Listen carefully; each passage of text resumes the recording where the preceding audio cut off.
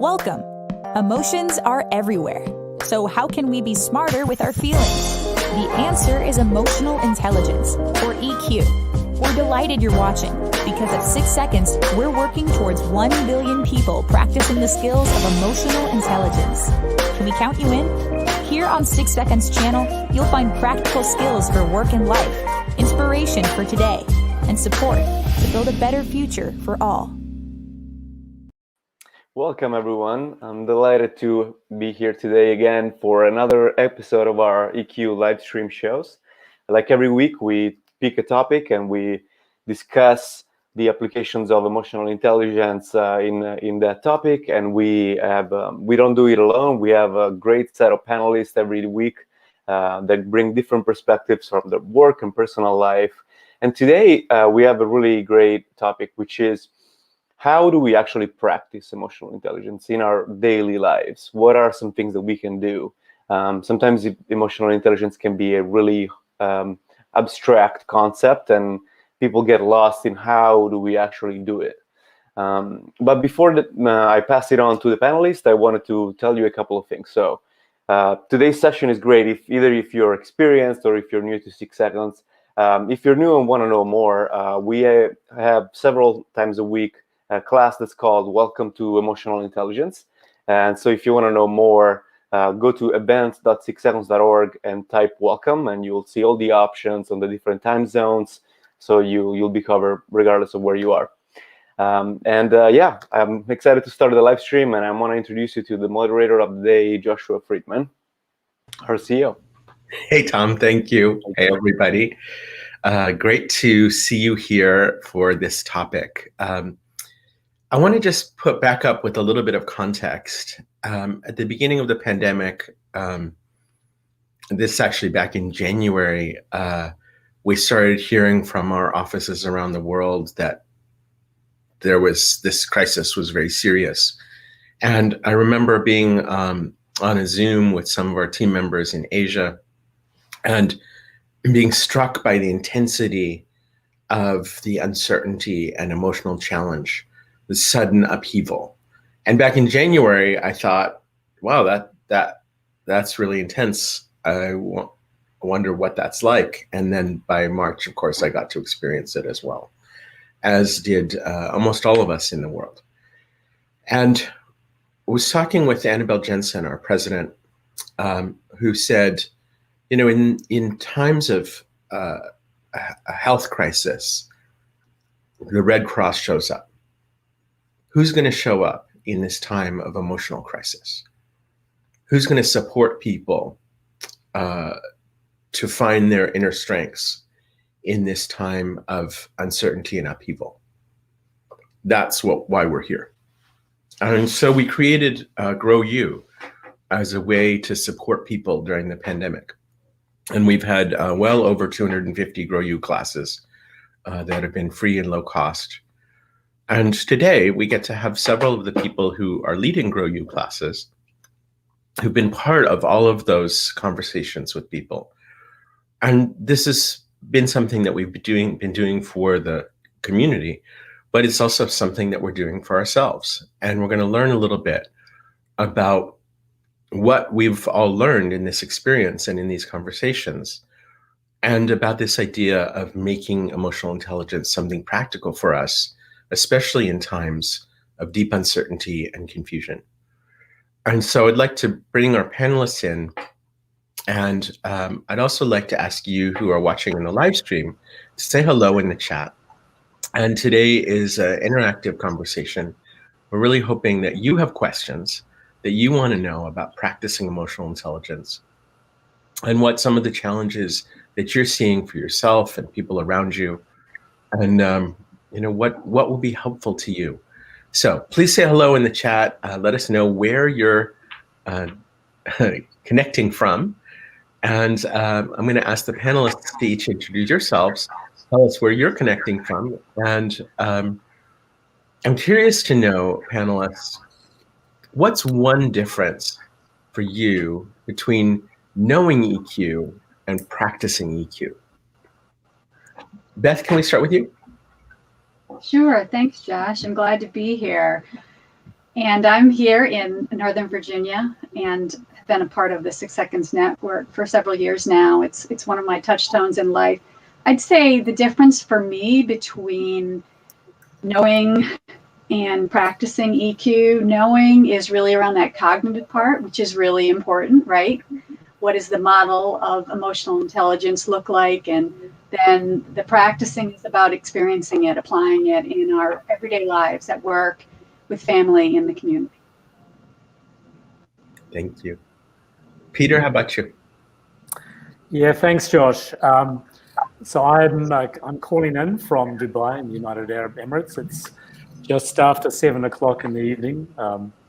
We often use the term sunny Dubai, but it's not sunny right now. So the difference between knowing EQ and practicing it was many years ago. I'm talking about in the 1990s and the early 2000s. I'd heard of Ron Goldman's book around EQ, but had read little bits of it, but hadn't really understood it. And it was only when I started doing certifications with 6 Seconds around 2015 that I learned that it's a very practical way of living your life, and not just living your own life, but also helping others to live better lives. So for me, that's the difference. Thanks, Peter. I just want to pause for a second and say hello to some guests from lots of different places in the world. And it's great to see you here from all over the place.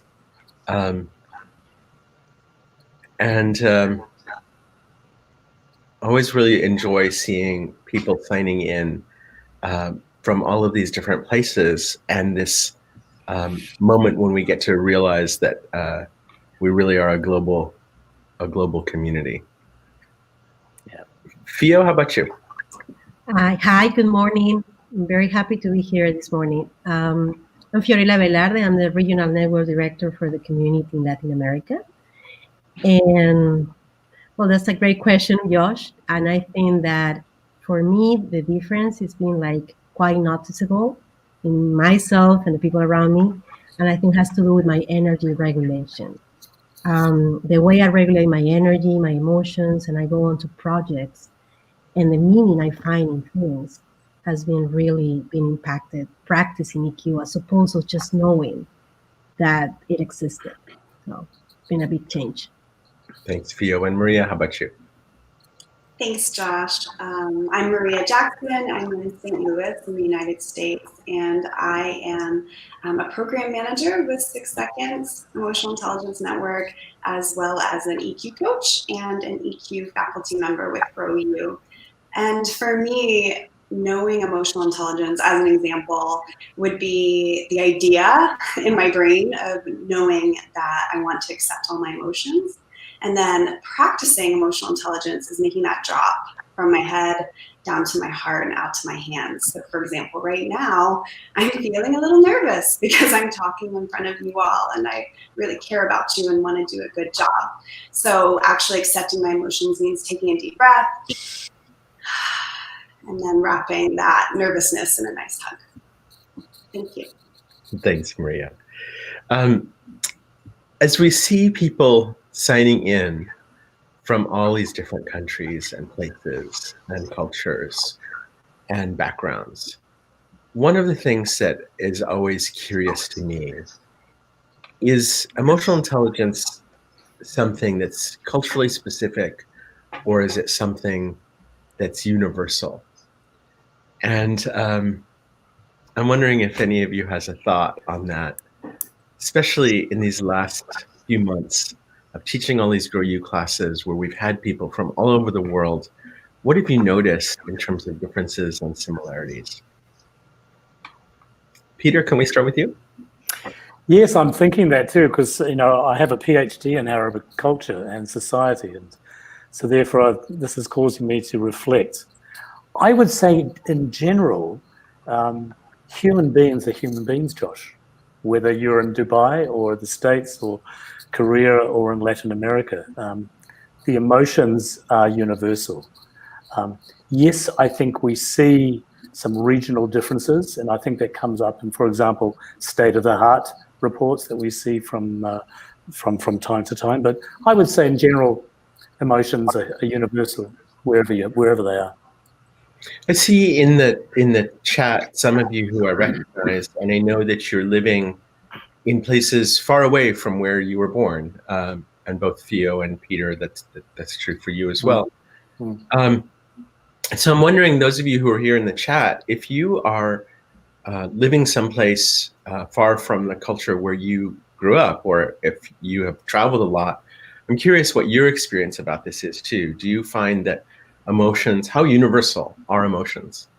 And maybe we could just start with a scale from 1 to 5. 5 means it's universal. This is the universal human language. And so we'll do it like this. And 1 is there's something in common, but really they're different languages in different cultures. And so all of you who are in the chat, I hope you will also give us your answer on a scale from 1 to 5. What are you going to say about universality? And panelists, let's see your fingers. Ready, set, go.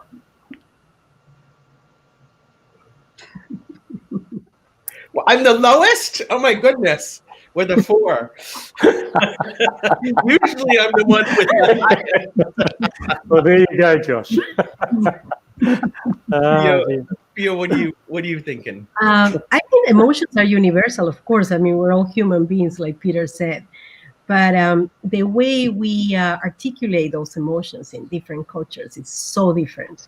Yeah. And even in Latin America, where they're supposed, I mean, most people see us as a huge, I mean, same thing, you know. Even in all of one Latin America. Right, one Latin America, exactly.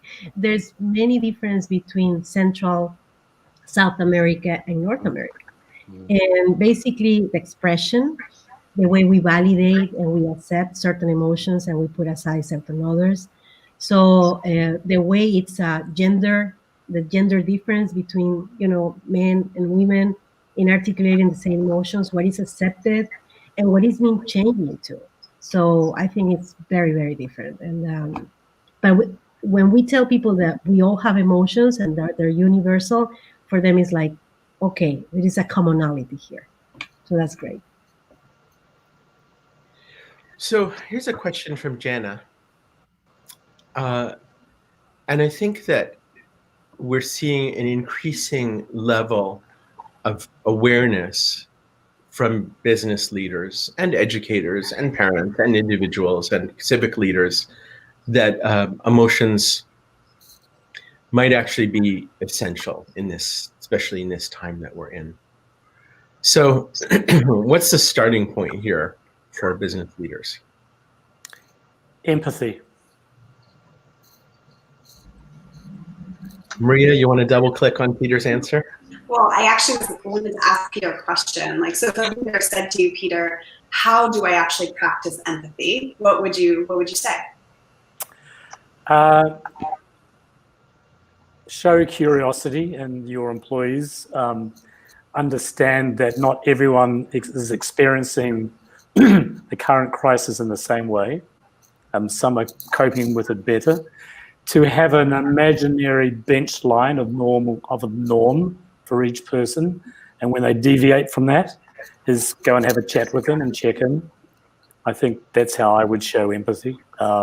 Creating space for social interaction, particularly got a diverse team working across home, workplace, even different countries. So yeah, that's how I'd show.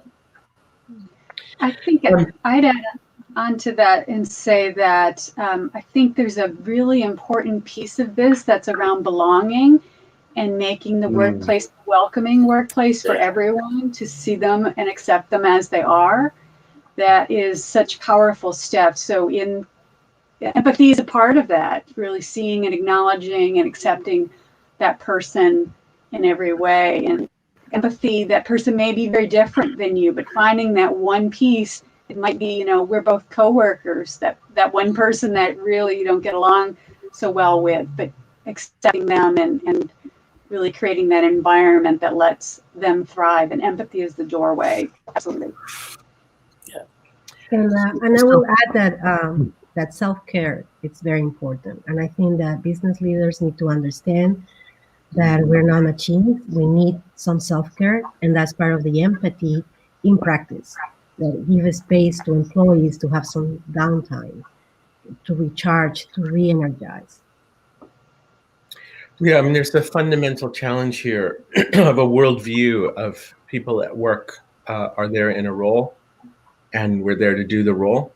And there's a view that we're there as people to be part of a community. And I think that one of the first questions that I would ask managers and leaders to think about is, what's your vision about people in your organization?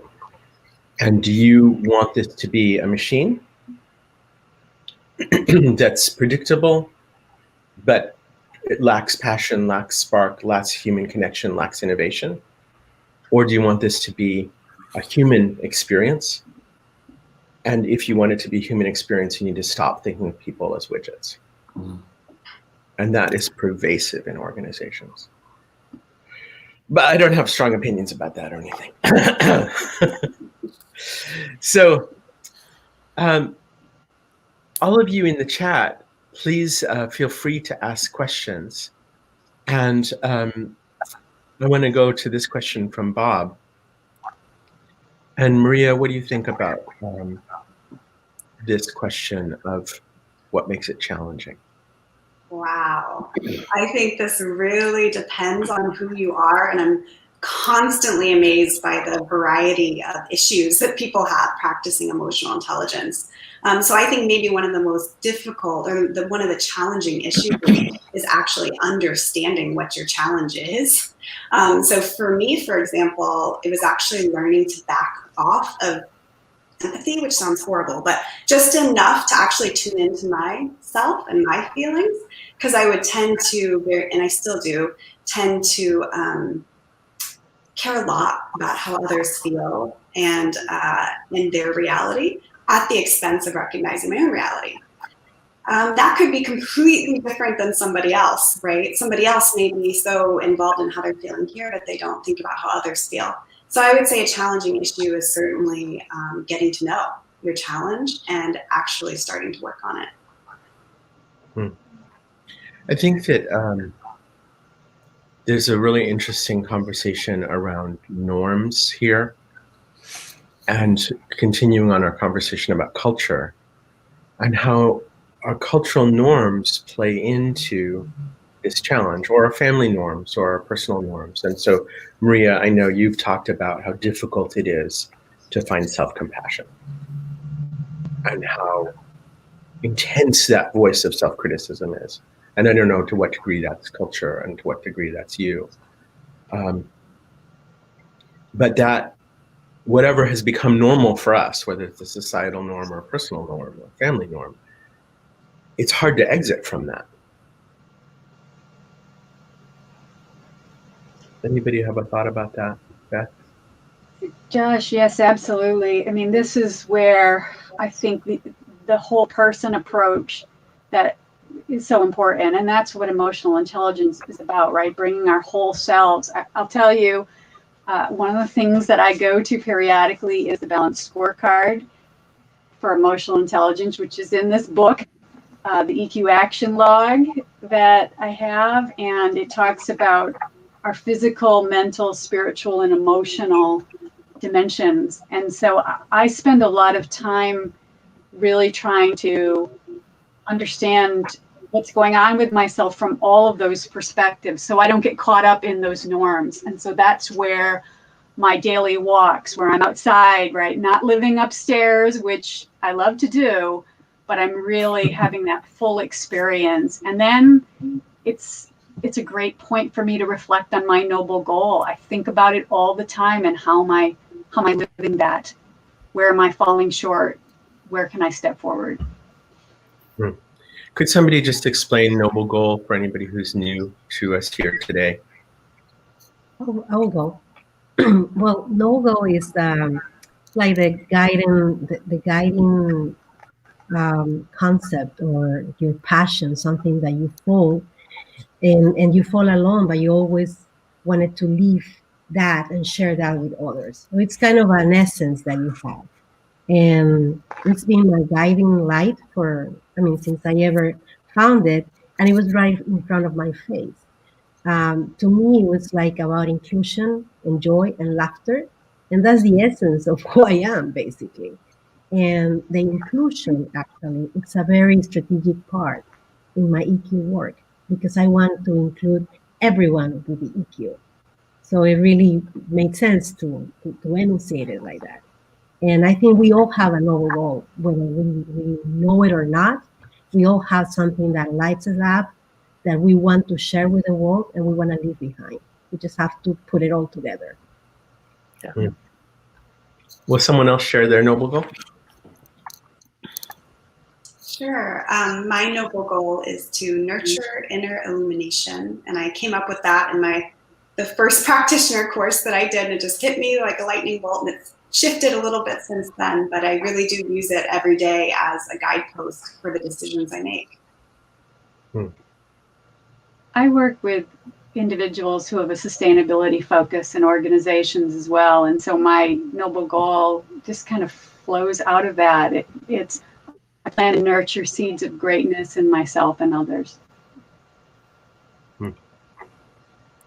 So, Fio, you were talking about using your noble goal as something strategic.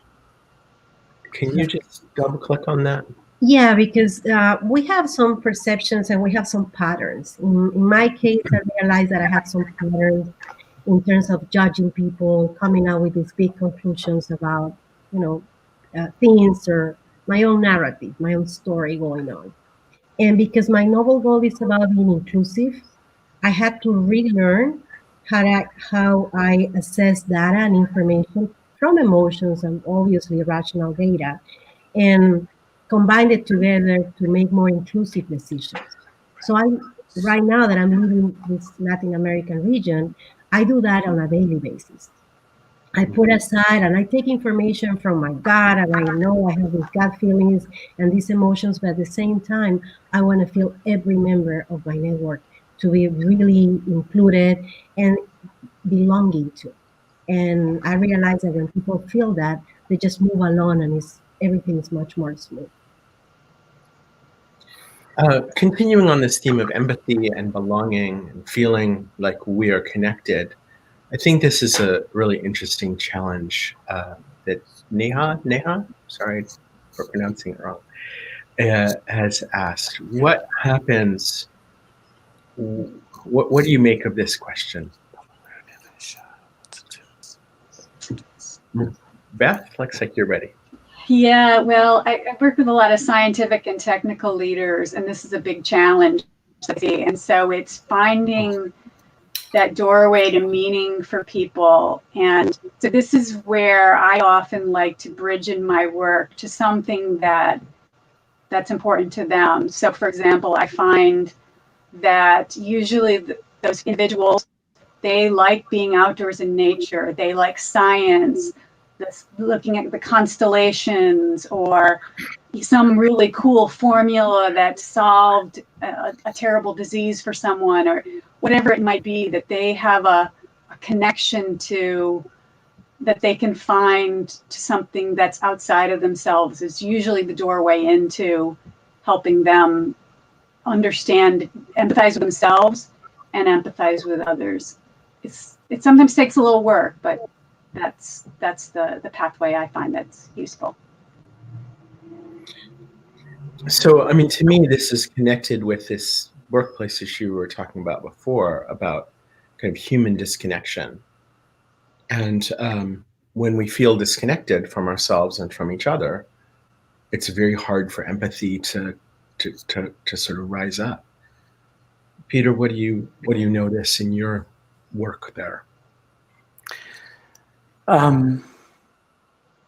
What I've done over the last 3 years is implement a beginning and an end to my training sessions. So in the beginning, because I'm predominantly training local Emiratis and other Arab staff, at the beginning I have this lovely picture of Sheikh Zayed, who was the founding father of UAE, sitting down with his friends in the desert. And I call this If the Galbak. If the Galbak is open your heart. And so I just ask them, what are they feeling right now? And so I make sure everyone declares a feeling. And sometimes I'd love to have Plutchik's wheel of emotions there, because a lot of people just say, fine, good.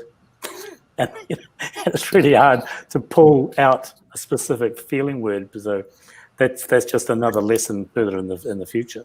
And then at the end, to wrap up the session, I have a session called in Arabic al-Khatama, which simply means the end. And again, I ask them the same question. So how are you feeling now? And that's when they compare the beginning and the end. And they say, wow, that was great. I mean, 9 times out of 10, that's the sort of reaction I get. So that's how I use and deploy empathy to create that sense of connection.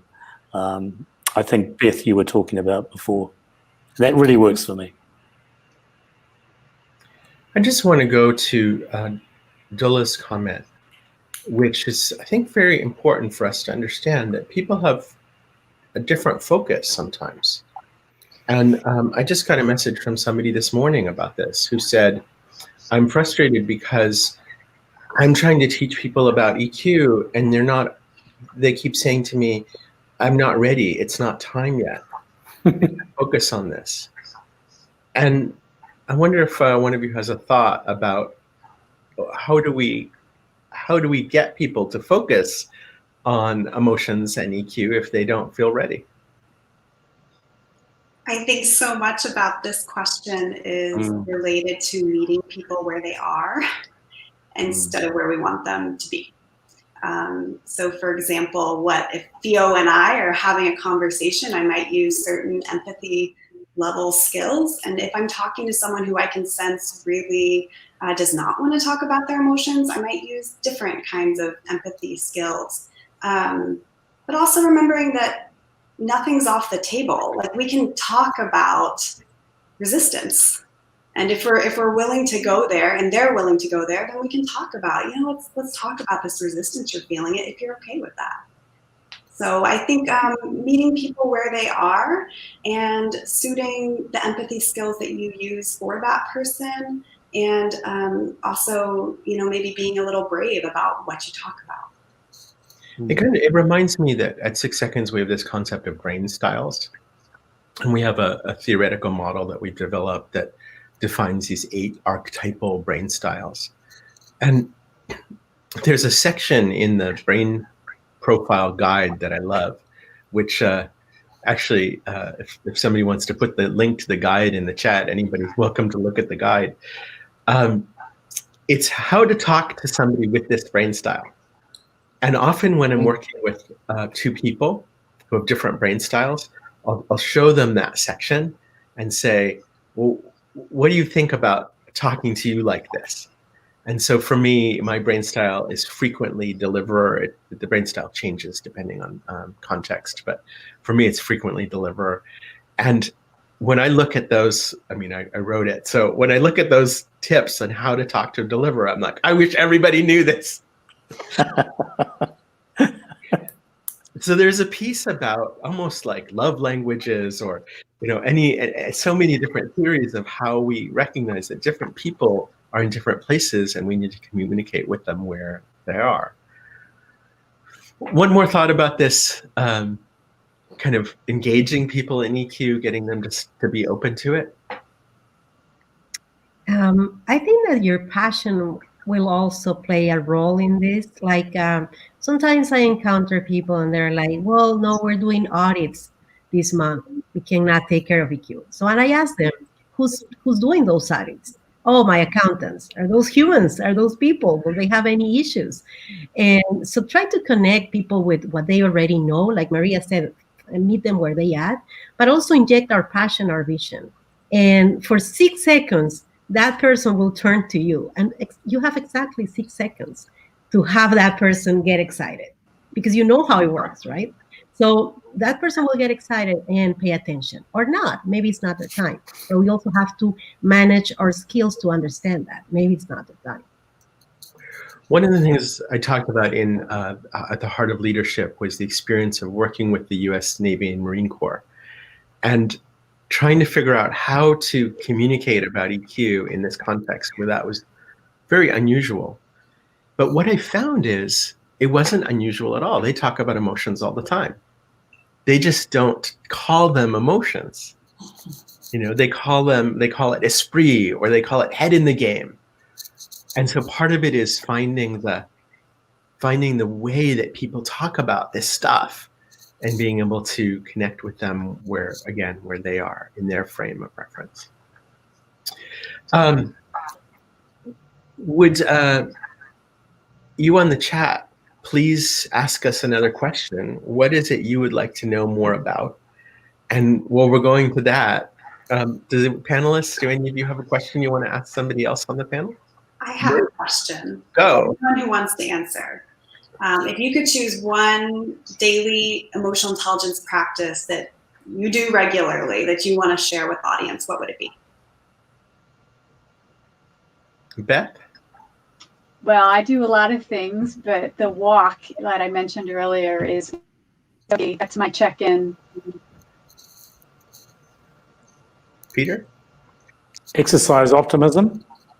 How? So starting off every day with kind of a checklist of counting my blessings, knowing what I'm going to do in the day, and adopting a realistic, not overly optimistic, but a realistic optimism about hope and an investment in the present, which hopefully will pay something in the future. So I've just finished watching Away, the Netflix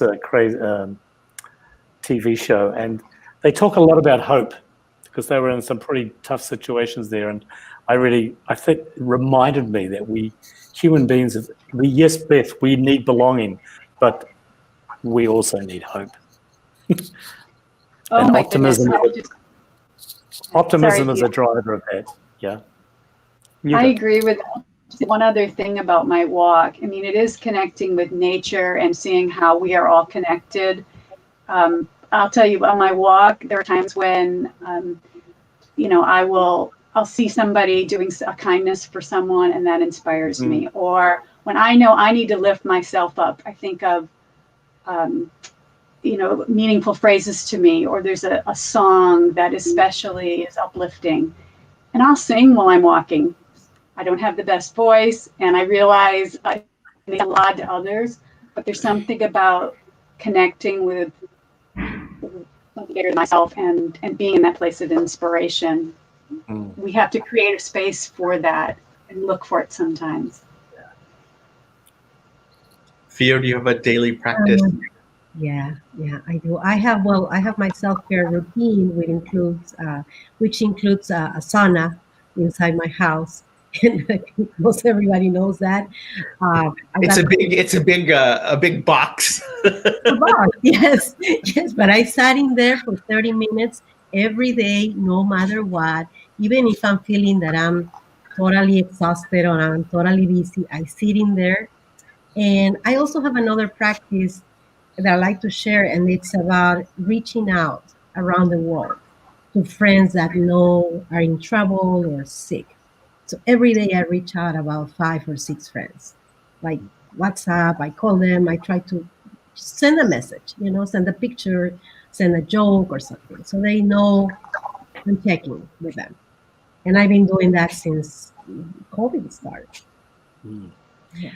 Well, this isn't something I had ever shared before, but I recently wrote about it on LinkedIn, that part of my self-care routine is to go and be kind to somebody. And I do that online. And what I do is I will, instead of rage scrolling through Twitter, which sometimes I do, I will scroll through Twitter until I find somebody who I can say something kind to. And very often it's completely random people that I've never, I have no idea who they are, but I'll just say something kind.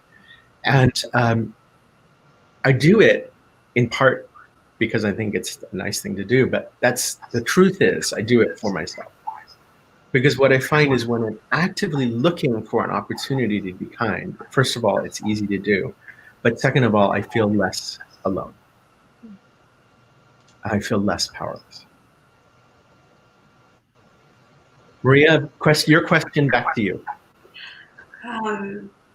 I would say there's a question that I ask myself regularly. It's actually one that I do in the Welcome to EQ sessions, and that is, what truly matters to me here? So just asking myself that randomly throughout the day really helps me to focus on what it is that I want to achieve, and that brings me back to that purpose of inner illumination and how I want my life to look. So what really matters to me here? I see a question about parenting, and John, I wanted to let you know we have a curriculum for parents, but it's pretty old. It's called EQ for Families, and we haven't updated it in a long time, but we have had intentions to update it. We have my book, Wholehearted Parenting. The other thing that I would recommend for parents is we have the Pop-Up Festival. And the Pop-Up Festival is actually a completely free, huge activity-based curriculum. There are now getting close to 70 activities in the Pop-Up Festival. And so this would be a fantastic thing to do with parents, and then invite the parents to turn around and do that with their kids. And this is part of our partnership with UNICEF World Children's Day, which is November 20th. And so we have going on now, starting this week, we have people, mentors, super mentors, doing free classes to teach people different activities from the Pop-Up Festival in different languages. And the resource kit is available. So maybe somebody could put in the chat the link to sign up for Pop-Up Festival. Somebody asked about EQ competencies, and we have 8 competencies in the 6 seconds model. So what's a competency that today you're thinking, I need to bring this one forward today? Beth, how about you? Recognize patterns. That was the first one that came to me, Josh. I think I sometimes easily fall into just what comes up on my screen, right, in my email or the latest emergency. And I really try to focus on what are ways that I'm demonstrating quality leadership in my work. And that means paying attention to what I'm doing and doing it with intentionality. Peter, you have a competency on your tip of your tongue? Yeah, this is a time of strong emotions, right? Many of which are overwhelming. And one of the things that I really practice now, first of all, in terms of just stopping and pausing, is apply a consequential thinking. So that's the competency which asks us to look at the cost and benefits of a decision. And you can't make good decisions in the middle of the strong feelings around stress and uncertainty and anxiety. So you need a good place to be in before you actually make that decision, and make sure it's a balanced one. Maria, what's the difference between navigating emotions and controlling emotions? A lot of people want to control their emotions. Sure. So I think 6 seconds chose the term navigating very intentionally because it's not about controlling our emotions necessarily. It's about harnessing the wisdom that our emotions have. We believe every emotion has value, has data for us. So harnessing that data and using it to navigate the waters of our lives to get where we want to go. So how do you do that? Like, controlling emotions, nobody really knows how to do either, but they're like, we'll just stuff it down and pretend it's not there. We all know how to do it, even though it doesn't really work. How do you actually navigate emotions? I'm happy to take it. Okay. So one tool that I really love, and I won't go into the whole thing, but it's called VET, and it's a very effective tool for navigating emotions. And really briefly, it's just thing 1, you name the emotion. Okay, I'm feeling nervous. Step 2 is exploring it. So what is this nervousness telling me? Oh, it's telling me I really care about this live stream. Okay. And then T is for transform. So then what action do I want to take inspired by that wisdom?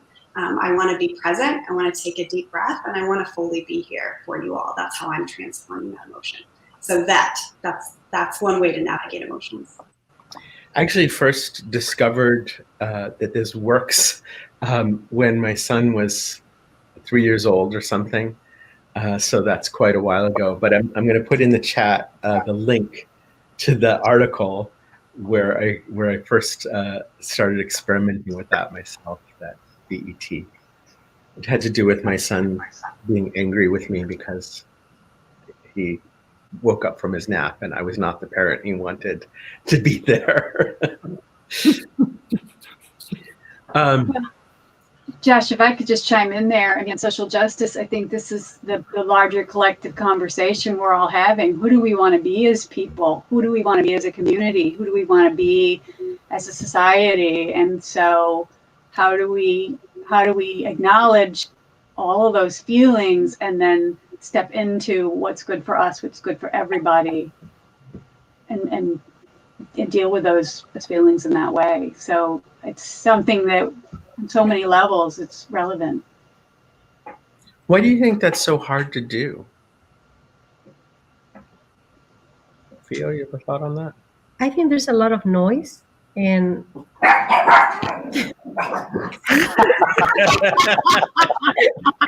everything is coordinated. Ah, that's great. That was perfect. We're rehearsing all morning. I think there's a lot of noise from the outside telling you who you should be, how you should look like, what you need to do. And that's why I think COVID has given us this great opportunity to look inward and to find out how do we feel and how do we feel. So, I mean, it's interesting, this noise piece, because it's part of our economic system is for us to feel scarcity. Yeah, and this comparison between being losers and winners and doers and not doers, so has really polarized our society. And we've been taking sides. And sometimes when I ask people, how do you feel about this? What is that you're feeling? They just go on with 2 or 3 words, no more than that. So this is a great opportunity to look deeper. Like if we think about this like an iceberg, how willing are you to dive in and really look for more? Yeah. Peter, what do you think? Why is it so hard to do this connecting with emotions in a meaningful way? I think right now, a lot of us are feeling uncertain and stressed, and we're not, we're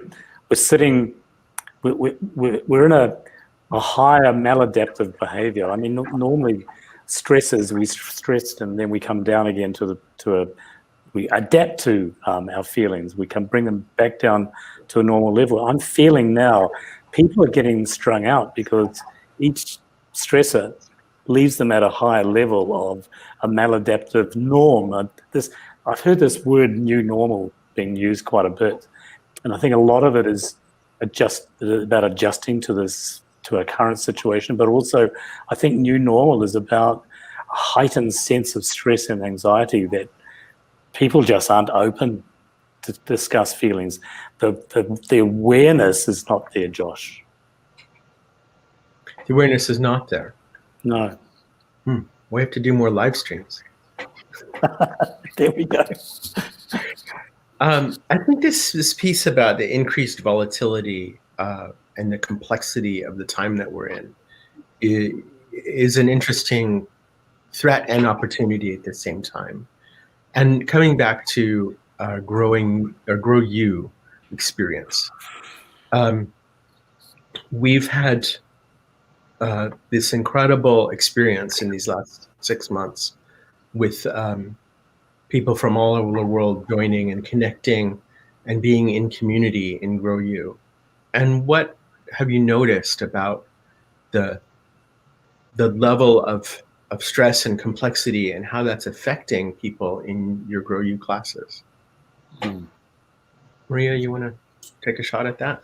Yeah, I actually think one beautiful thing about this very shared pandemic experience has been people's willingness to be more vulnerable than ever before. So I've really noticed that in the classes that people are opening up, because it's just like, yeah, of course we're all just like struggling right now in some way or another.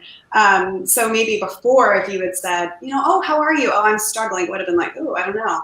And now it's like, oh yeah, you're struggling. We're all struggling, and let's talk about it. So that's been one, I think, silver lining of the complexity of this pandemic. I'd just like to briefly come in there and support what Maria said. I think the facades have dropped away, and we are definitely much more vulnerable. Yeah, and I will add to that the willingness for people to ask for feedback. Yeah. And so they come to the classes and they want to really know what you think, and they really appreciate the feedback that they receive from their peers. So that's very important too. And I would chime in by saying I agree with all of those things. And then there's a hunger for connection. I mean, look at all of us. We are in 5 different places having this conversation. And I know I miss being in person with people. There's nothing like it. And so to find a safe place where people can bring their curiosity about themselves and do gain an understanding of what's going on and how can they navigate this, that's just so valuable and precious. I just wanted to appreciate Nikki's appreciation here and getting to connect with people here on the live stream and having our weekly EQ check-in time. And those of you who have been joining every week, thank you for being here and for sharing this with people and encouraging people to come and participating. I think that we're literally disconnected in a way we've never been in generations. And well, at least a generation. And that experience, I think, for many of us is causing us to notice how much we value connection. And what I've been seeing is that so much of what I have experienced online, online workshops and conferences that I've been to have been really boring, and just kind of up here and just like listening. And I think that the opportunity to have more authentic sharing and feeling connected is a feeling. It's not enough to see the pictures on the screen.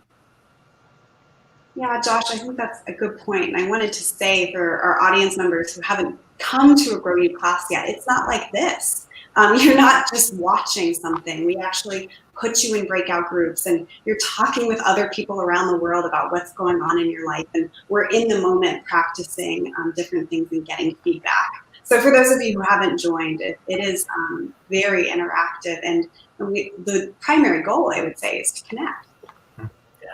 And I will say that the difference in the 6 seconds experience is the fact that you are seen.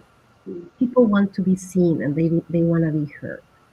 And that's what I always felt since the first moment I walked into the room to get certified practitioner in Ohio.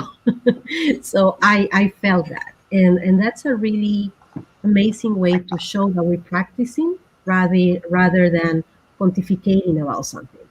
It's just the way I see how I grew in my own practice and my connections and the relationships that I build and the things that I put away in my life, that they're not in my life anymore. All those choices have to do with emotional intelligence. Yeah, reading the comments from people about their experience in Grow You, so many of them talk about the other people who are there in the classes together. And we find the same thing in our certification class feedback is, people say, I love this class, but really the best thing was the people who I was in class with. And I, on the one hand, I think, okay, well, I hope that keeps happening because, but I think that there's something really special about the people who are saying, I really want to learn about emotional intelligence. I think that's a filter that we were talking about earlier is, there's some people who are not open to this, and people who are open to this, there's just something about those who are choosing to step into this conversation that I think brings us deeper in that iceberg somebody talked about, and having just a more authentic conversation, which feels really different. Josh, I think people are seeking a safe pair of hands. And I mean, I hope one of the things that comes out of Grow You and the rest of our work this year is people see 6 seconds as being that place of trust, of worthy of trust, and that sense of connection, that sense of belonging. They feel safe, and I think that's I think we can create with our skills a feeling of intimacy, of feeling of safety and protection, and I think that's I think the source of a lot of those feedback from both Grow You and the practitioner classes comes from that feeling of, we've all felt it, right? When you're in a class and you've made some good friends over the last few days, and you're kind of sad about the last day because you're not going to see them again. Feeling of safety, I think, is really important. Well, and I would say that. Go ahead, Josh. I was just going to say, I was worried that we wouldn't be able to do that online with our certification courses, and we have. Yeah, I've been in a bunch of the certifications now since June, and just on the last day, you can feel. Yeah. Like I just pop in to say goodbye, and I can feel that sense of this was so precious to be together. Beth? I was going to say, one of the themes that I've heard over the last several minutes, see, I'm practicing that recognizing patterns thing, is the word heart, right? And I think that's one of the things that always keeps bringing me back to 6 seconds. And something one of my clients said to me recently, I reflect on a lot. She said to me, I have the courage to try and to learn. And I think that's exactly what this family is about.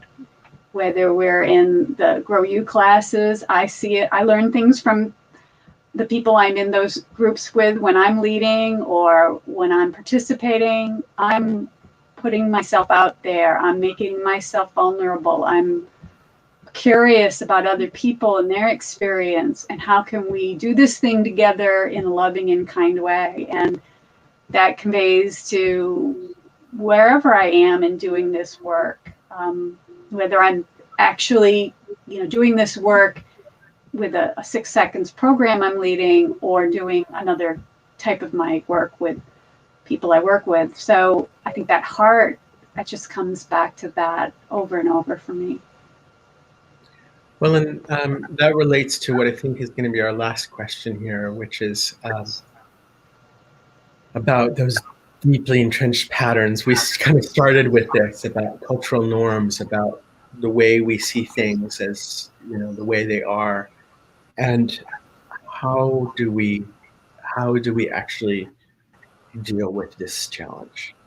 And I would say that what Beth and others just said is part of it, is that when we're in, as Peter said, a safe environment, we can take risks. When we feel seen, we can see differently. It takes tremendous courage to step out of these patterns, because the neuroscience of it is that essentially these patterns are very deeply wired, but the emotion of it is what feels normal we think of as right, and it feels dangerous to step out of that. Any other thoughts on how do we actually do that then, given that challenge? Maria? I'm always going back to my Mindfulness Toolkit. I'm also a yoga teacher, so I pull in a lot of that. And when you said dangerous, I was just like, yeah, that's what it is. It feels dangerous to do something different, because that other stuff has worked at least enough to keep us safe and alive and here. So what we can do is with the body, we can regulate our nervous system so that I can feel safe when my brain is telling me that something's dangerous. So I can do that by taking a deep breath. I can do that by warming the body. Some people get cold or hot when they're anxious. So just different ways of telling the body, I'm safe here. I could give myself a hug, right? So there are different ways to communicate to the body, I'm safe, even though I'm doing something a little different that might feel dangerous. Peter, what's your tip for overcoming these big patterns? Noticing your confirmation bias. I think the world has polarized. I think someone used that word before. And part of the reason for that polarization is people are actively seeking facts that confirm, researching that confirm their already formed opinion or view about a particular issue. And so, one of the things that I think it has become part of my noble goal is bringing these two opposing sides together. And I can only see 6 seconds as being that, as forming that bridge. Fio, is the dog still barking? No. I would say don't do it alone. You don't have to do it alone. Sometimes things that will work for someone don't work for some other people.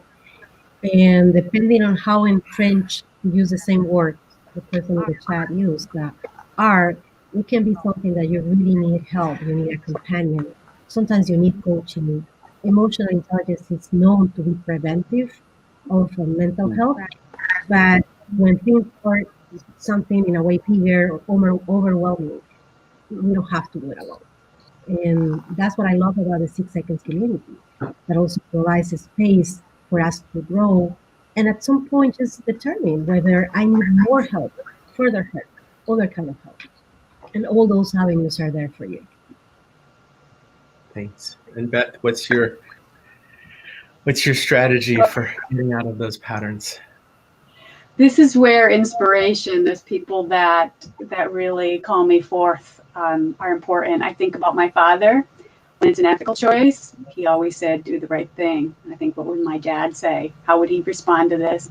Or I think about other people. I have a whole list, like probably many people on this call do, of go-to people that represent really the best of how I want to be. And I think about, what would they tell me?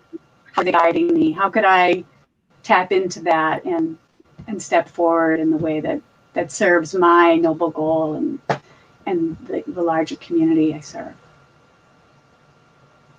I think for me, it's a constant reminder that I am in a different place than I was. And I've learned my patterns to serve me for survival, for making it through times that I was in before. And I learned some of my patterns 50 years ago. And I'm not in that place anymore. And I think that this is a big challenge, but also a huge opportunity, is to look at ourselves in the mirror and say, hey, I'm not in that same place anymore.